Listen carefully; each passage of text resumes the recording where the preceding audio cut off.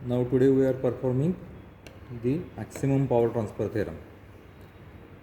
आपल्याला माहिती आहे मॅक्सिमम पॉवर ट्रान्सफर थेरम ज्यावेळेला हा जो लोड रेजिस्टन्स आहे तो सोर्स रेजिस्टन्स इतका होईल त्यावेळेला the power transfer from the source to the load is maximum.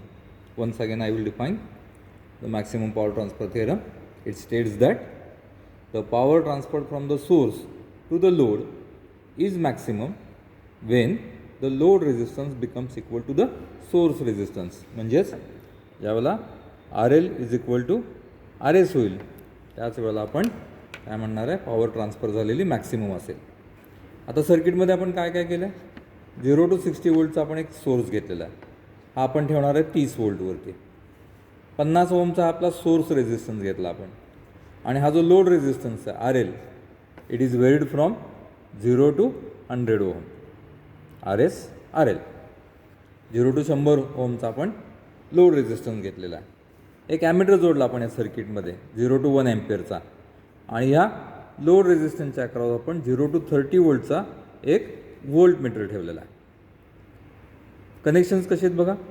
Positive to the source resistance, source resistance to the load, load resistance to ammeter, ammeter to negative आणि ह्या load रेजिस्टन्सच्या across volt meter जोडलेला आपण.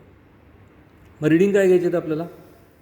जी reading घ्यायची आहेत आपल्याला की R L हा आपण ठेवलेला आहे 0, 10, 20, 30, 40 असं आपण वाढवत जातो आहे. Then we are measuring I L current through here, then V L voltage across the load आणि मग तुम्हाला कॅल्क्युलेट करायचं आहे परत एकदा R L that is V L by I L आणि पॉवर तुम्हाला कॅल्क्युलेट करायची P is equal to I square R L.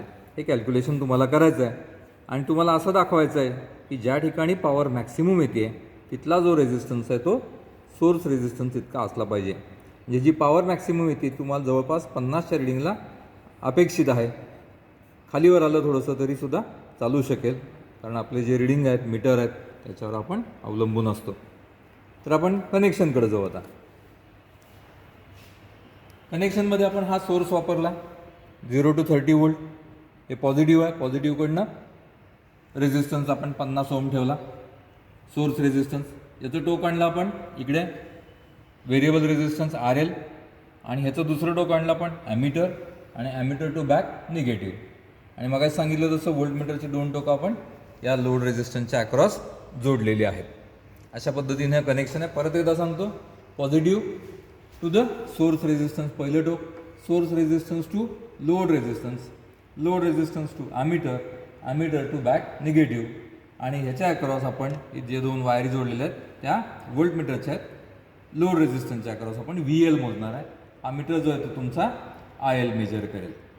सुरुवात आता आपण करणार आहे 0पासनं. हा जो आर एल आपण 0 ठेवलेला आहे. आता वोल्ट मीटरचं रिडिंग बघा तुम्ही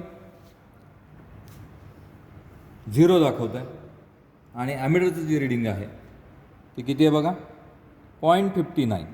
इथं पण तेच होतं, इथं पण तेच आहे जवळपास 0.59 असं हे पहिलं रिडिंग आहे. So I will write here I L is equal to 0.59, V L is equal to 0. V L का 0 आहे कारण रेजिस्टन्सच 0 आहे त्याच्यामुळे ह्याच्या अक्रॉसचं व्होल्टेज 0 येणार आहे. आणि करंट किती फ्लो होणार आहे त्याच्यातनं हा 50 वोल्टचा फक्त रेजिस्टन्स राहील. हा 0 आहे. 30 वोल्ट सोर्स ठेवलेला आहे आपण 30/50 जवळपास 0.6 म्हणजे बरोबर आलं आपलं 0.59 हा आय एल आलेला आहे. आता वाढवत जाऊ आपण 10, 20, 30 आणि आय एल आणि व्ही एलची रिडिंग आपण घेत जाऊया. So I will change here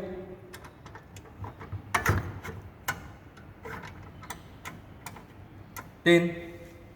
Now here आता हे जो आहे वरती ठेवलेलं आपण 30ची रेंज आहे. वरची रेंज घ्यायची आहे. इथं 6 दिसतं, इथं 0 त्याच्या बरोबर मध्ये काटा आहे त्यामुळे 3 वोल्ट आहे. आणि इथं जर रिडिंग बघितलं आपण तर 0 to 1 एम्पियर खालची रेंज आहे आपली 0.5123 0.53 असं रिडिंग आहे. म्हणजे 3 वोल्ट व्होल्टेज आलं आणि 0.53 हा आपला काय आला करंट आलेला आहे. आता आपण चेंज करू परत 20 घेतलं आपण. व्होल्टेज बघा वरचंही रेंज आहे 8 वोल्ट दिसतंय बरोबर. 8च्या खाली आणखीन एक रेग आहे 0.78 म्हणू आपण आणि करंट आहे तुमचा तो 0.45 आहे.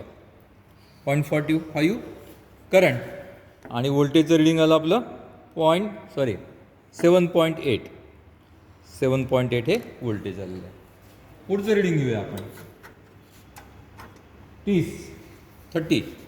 आता हे 10च्या पुढं आहे, 2 करंट. 10.2, 10.4 आलं.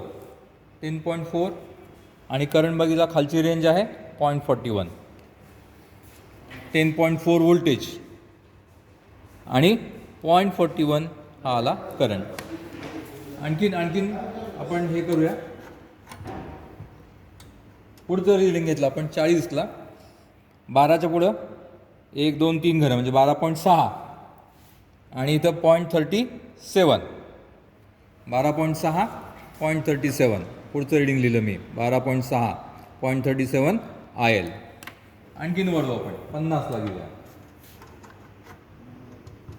सो 50.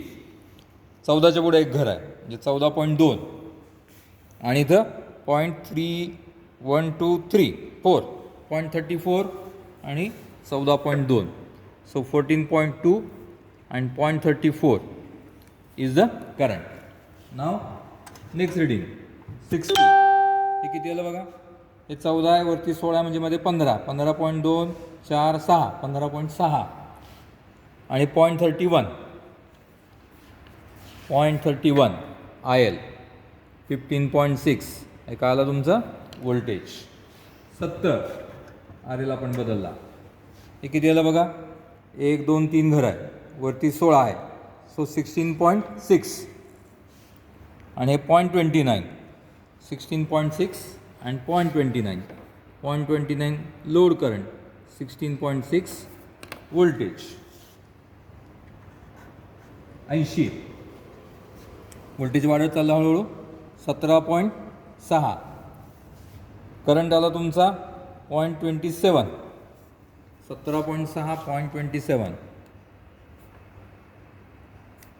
नेक्स्ट 90.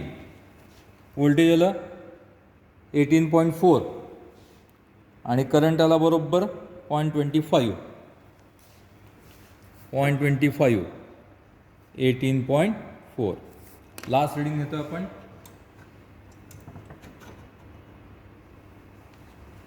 व्होल्टेज इथं आलं 19.4. हा मध्ये 19 आहे, 2 घर आहेत पुढं. 19.4 आणि इथं आलं 0.23.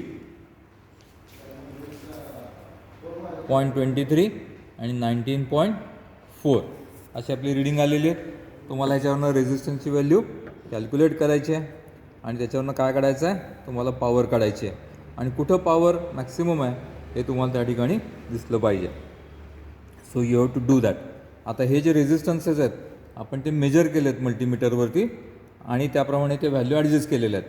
पण तुमचे जे आता IL VL आहे त्याच्यावरनं हा तुमचा खरा रेझिस्टन्स या ठिकाणी येईल आणि त्याच्यावरनं तुम्हाला पॉवर मिळेल. म्हणजे हे 10 असेल इथे, तर हे इथं बरोबर 10 आहे की नाही आता ते बघायला लागेल आपल्याला. That is because VL upon IL ती व्हॅल्यू जवळपास येत असेल तर ठीक आहे, नसेल तर नाही. कारण पहिला तर रेझिस्टन्स तुमचा इथं 0 येईल, पॉवर पण पहिली काय येणार आहे 0 येणार आहे आणि मग पुढची रिडिंग आपण घेत राहायचं आहे. So this is about the maximum power transfer theorem. तुम्हाला प्रूव्ह करायचं आहे की ज्या ठिकाणी पॉवर मॅक्सिमम असेल ती व्हॅल्यू रेझिस्टन्सची ही सोर्सची व्हॅल्यू असणार आहे. So will stop here.